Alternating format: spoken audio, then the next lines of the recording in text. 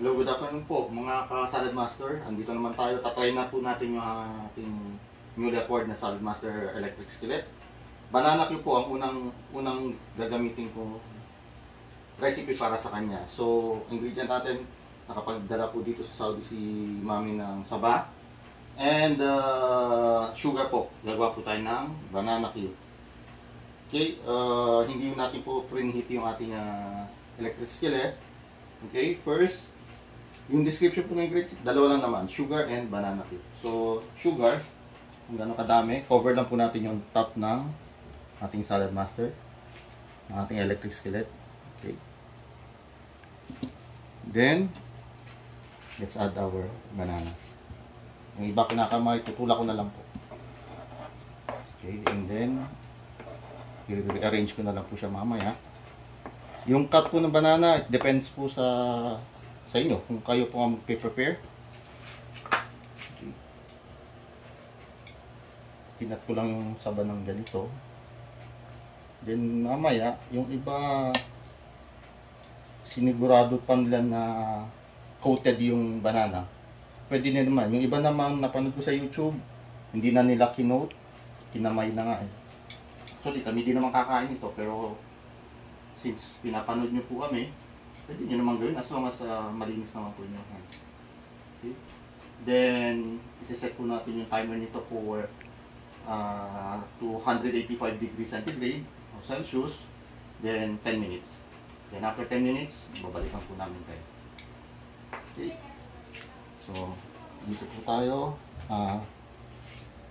Power, time, temperature to 185. So, long press lang po. Okay, then time for 10 minutes. Yan po ang minutes. Then set. Okay, let's go up. Okay. We'll be back po after 10 minutes. So, let's now open see. Okay. Time to flip it. Flip and then let's add. Naka-completely caramelized pala.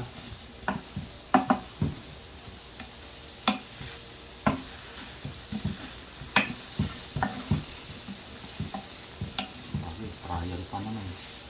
Let's see.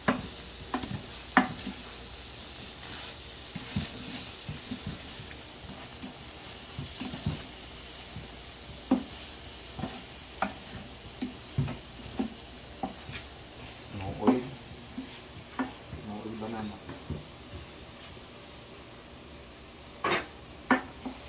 Ito lang pang flip.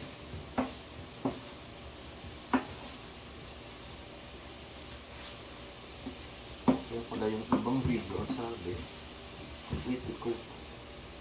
Other videos naman sabi caramelize muna.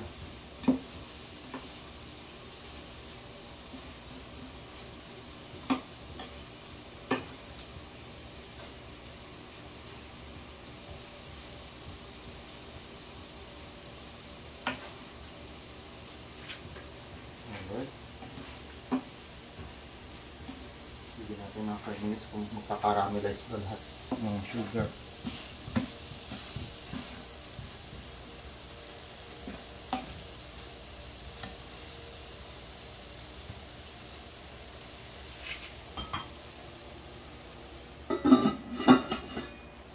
Minutes.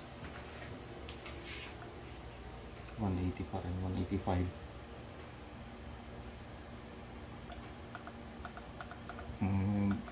5 minutes naman.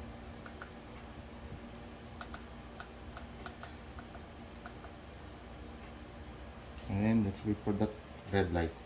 Blinking red light, then 5 minutes. Salad Master, ayan, last 2 minutes on. Last 1 minute. Kita niyo po ba?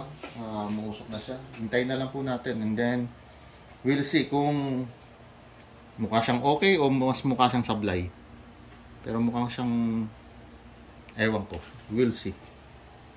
Hintayin natin yung vaso valve. Kung mag-flip na yan, okay na yan. Open na natin, almost 1 minute. So, tapos na. Yep. Nag-uusok. Yan siya. And almost done. 1 minute is almost done. Mag-auto off na siya. You will see.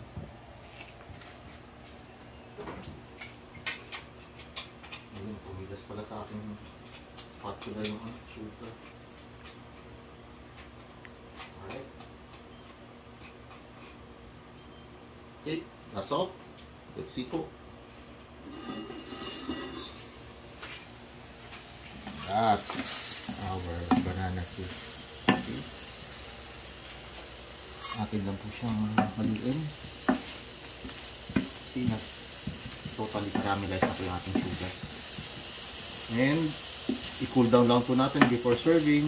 After natin at least makot ng fully yung ibang bananas natin. Siyempre medyo malagkit na po ito. And healthy banana cue po. As usual, Salad Master, no oil used. Okay? Kasi healthy cooking po tayo. Okay? Siguro po isi-serve na lang namin to later. Kaming family naman din nakakaan yung mga bata. Until next vlog po, please click like, share, and subscribe po mga Salad Master. Bye!